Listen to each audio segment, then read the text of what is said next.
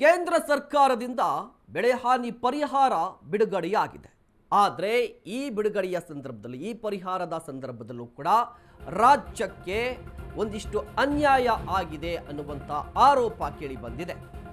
ಕರ್ನಾಟಕಕ್ಕೆ 384 ಕೋಟಿ, ಮಹಾರಾಷ್ಟ್ರಕ್ಕೆ 1566 ಕೋಟಿ ರಿಲೀಸ್ ಆಗಿದೆ.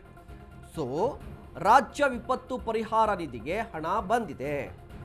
ಕರ್ನಾಟಕ, ಮಹಾರಾಷ್ಟ್ರ ರಾಜ್ಯಕ್ಕೆ ಬೆಳೆಹಾನಿ ಪರಿಹಾರವನ್ನು ರಿಲೀಸ್ ಮಾಡಿದ್ದಾರೆ. ಎಕ್ಸ್ ಮುಖಾಂತರ ಗೃಹ ಸಚಿವರಾಗಿರುವಂಥ ಅಮಿತ್ ಶಾ ಅವರು ಮಾಹಿತಿಯನ್ನು ಕೊಟ್ಟಿದ್ದಾರೆ. ಎಲ್ಲವೂ ಸರಿ, ಬಟ್ ಮಹಾರಾಷ್ಟ್ರದಲ್ಲಿ, ರಾಜ್ಯದಲ್ಲಿ, ಕರ್ನಾಟಕದಲ್ಲೂ ಕೂಡ ಸಾಕಷ್ಟು ಮಳೆಯಾಗಿದೆ. ಈ ಮಳೆಯ ಸಂದರ್ಭದಲ್ಲಿ ಕರ್ನಾಟಕದ ಉತ್ತರ ಕರ್ನಾಟಕದ ಭಾಗದಲ್ಲಿ, ಅಂದರೆ ಈ ಬೆಳಗಾವಿ, ರಾಯಚೂರು, ಬಾಗಲಕೋಟೆ ಈ ಪ್ರದೇಶದಲ್ಲಿ ಹೆಚ್ಚಿನ ಹಾನಿಯಾಗಿದೆ. ಈಗ ಪರಿಹಾರವನ್ನು ರಿಲೀಸ್ ಮಾಡಿದ್ದಾರಲ್ವಾ, ಈ ಪರಿಹಾರ ರಿಲೀಸ್ ಮಾಡುವಂತಹ ಸಂದರ್ಭದಲ್ಲೂ ಕೂಡ ರಾಜ್ಯಕ್ಕೆ ಅನ್ಯಾಯ ಮಾಡಿದ್ದಾರೆ ಅನ್ನುವ ಆರೋಪ. ಕರ್ನಾಟಕಕ್ಕೆ ಕೇಂದ್ರ ಸರ್ಕಾರದಿಂದ ಮತ್ತೆ ತಾರತಮ್ಯನ, ಮಹಾರಾಷ್ಟ್ರಕ್ಕೆ 1500 ಕೋಟಿಗೂ ಹೆಚ್ಚು ಹಣ ರಿಲೀಸ್ ಮಾಡ್ತಾರೆ. ಅದೇ ಕರ್ನಾಟಕಕ್ಕೆ ಬಂದರೆ ಕೇವಲ 384 ಕೋಟಿ ಮಾತ್ರ ರಿಲೀಸ್ ಮಾಡ್ತಾರೆ. ನೆರೆ ಪರಿಹಾರ ನೀಡೋದ್ರಲ್ಲೂ ಕೂಡ ಕೇಂದ್ರ ಸರ್ಕಾರ ಮತ್ತೆ ತಾರತಮ್ಯ ಮಾಡ್ತಾ ಇದೆಯಾ? ಮುಖ್ಯವಾಗಿ ಬಿಜೆಪಿ ಆಡಳಿತದ ಮಹಾರಾಷ್ಟ್ರಕ್ಕೆ 4 ಪಟ್ಟು ಹಣ ರಿಲೀಸ್ ಆಗಿದೆ. ಮಹಾರಾಷ್ಟ್ರ ಬಿಟ್ಟರೆ ಕರ್ನಾಟಕ ಅತಿ ಹೆಚ್ಚು ತೆರಿಗೆಯನ್ನು ಸಂಗ್ರಹ ಮಾಡುತ್ತೆ, ಅತಿ ಹೆಚ್ಚು ಟ್ಯಾಕ್ಸ್ ಅನ್ನು ಕಲೆಕ್ಟ್ ಮಾಡಿ ಕೇಂದ್ರ ಸರ್ಕಾರಕ್ಕೆ ಕೊಡುತ್ತೆ. ಆದರೂ ಕೂಡ ಈ ತಾರತಮ್ಯ ಯಾಕೆ? SDRF ಹಣ ಬಿಡುಗಡೆಯಲ್ಲೂ ಕೂಡ ಮಲತಾಯಿ ಧೋರಣೆನ. ಕರ್ನಾಟಕಕ್ಕೆ ಕೇಂದ್ರ ಸರ್ಕಾರದಿಂದ ಮತ್ತೊಮ್ಮೆ ತಾರತಮ್ಯ ಆಗ್ತಾ ಇದೆ. ಇದು ಯಾಕೆ ಪದೇ ಪದೇ? ಒಂದು, ಮಹಾರಾಷ್ಟ್ರ ನಂತರ ಅತಿ ಹೆಚ್ಚು GST ಟ್ಯಾಕ್ಸ್ ಅನ್ನು ಕಲೆಕ್ಟ್ ಮಾಡುವಂಥ ರಾಜ್ಯ ಯಾವುದು? ಕರ್ನಾಟಕ. ಮಹಾರಾಷ್ಟ್ರದಂತೆ ನಾವು ಕೂಡ ಟ್ಯಾಕ್ಸ್ ಅನ್ನು ಕಲೆಕ್ಟ್ ಮಾಡ್ತಾ ಇದ್ವಿ. ಅತಿ ಹೆಚ್ಚು ಟ್ಯಾಕ್ಸ್ ಕಲೆಕ್ಟ್ ಮಾಡೋದ್ರಲ್ಲಿ, GST ಕಲೆಕ್ಟ್ ಮಾಡೋದ್ರಲ್ಲಿ ನಂಬರ್ 2. ಬಟ್ ಕೇಂದ್ರದಿಂದ ವಾಪಸ್ ಬರೋದು ಎಷ್ಟು ಅಂತ ಹೇಳಿದ್ರೆ, ನಾವು ರೂಪಾಯಿ ಲೆಕ್ಕದಲ್ಲಿ ಕೊಟ್ಟರೆ ಅವರು ಪೈಸೆ ಲೆಕ್ಕದಲ್ಲಿ ಕೊಡ್ತಾ ಇದ್ದಾರೆ ಅಂತ ಆರೋಪ. ನಾವು 1 ರೂಪಾಯಿ ಕೊಟ್ಟರೆ ಅವರು 15 ಪೈಸೆ ಕೊಡ್ತಾರೆ ಅಂತ. ಸೊ ಇದು ಪದೇ ಪದೇ ಯಾಕೆ ಆಗ್ತಾ ಇದೆ ಅನ್ನುವಂತಹ ಪ್ರಶ್ನೆ. ಜೊತೆಗೆ ರಾಜ್ಯ ಕಾಂಗ್ರೆಸ್ ಸರ್ಕಾರ ಪದೇ ಪದೇ ಆರೋಪ ಮಾಡ್ತಾ ಇದೆ, ತಾರತಮ್ಯ ಮಾಡ್ತಾ ಇದೆ, ಕೇಂದ್ರ ಸರ್ಕಾರ ತಾರತಮ್ಯ ಮಾಡ್ತಾ ಇದೆ ಅಂತ ಹೇಳಿ. ಅದಕ್ಕೆ ಪುಷ್ಟಿ ಕೊಡುವ ರೀತಿಯಲ್ಲಿ ಇದೆಲ್ಲವೂ ಕೂಡ ಆಗ್ತಾ ಇದೆ.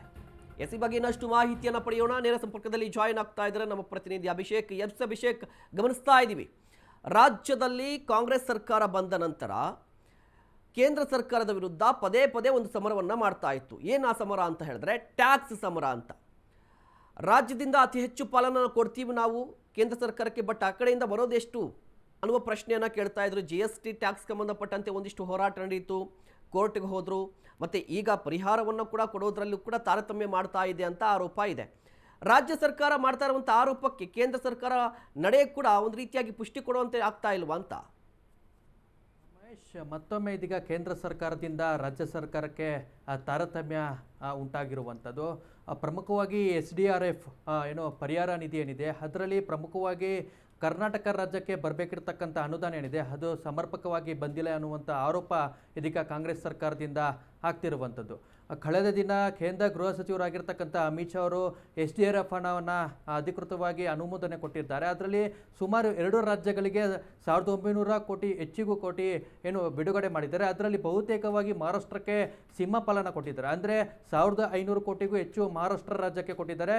ಕರ್ನಾಟಕ ರಾಜ್ಯಕ್ಕೆ ಸಿಕ್ಕಿರುವಂಥದ್ದು ಕೇವಲ 384 ಕೋಟಿ. ಕಳೆದ ತಿಂಗಳು ಭೀಮಾ ನದಿ ತೀರದಲ್ಲಿ ಆಗ್ತಿರ್ತಕ್ಕಂಥ ಪ್ರವಾಹದ ವೇಳೆಯಲ್ಲಿ ಸಾಕಷ್ಟು ರೈತರು ತಮ್ಮ ಒಂದು ಬೆಳೆಯನ್ನು ಕಳ್ಕೊಂಡು ಸಾಕಷ್ಟು ಸಂಕಷ್ಟಕ್ಕೆ ಒಳಗಾಗಿದ್ರು. ಅದಕ್ಕೆ ಸ್ಪಂದಿಸುವಂತೆ ರಾಜ್ಯ ಸರ್ಕಾರ ಕೂಡ ಅನೇಕ ಬಾರಿ ಕೇಂದ್ರ ಸಚಿವರಿಗೆ, ಕೇಂದ್ರ ಸರ್ಕಾರಕ್ಕೆ ಪತ್ರವನ್ನು ಬರೆದಿದ್ರು. ಸಂಸದರು ಕೂಡ ಪತ್ರವನ್ನು ಮಾಡಿದ್ರು ಮತ್ತು ಮನವಿಯನ್ನು ಮಾಡಿದ್ರು.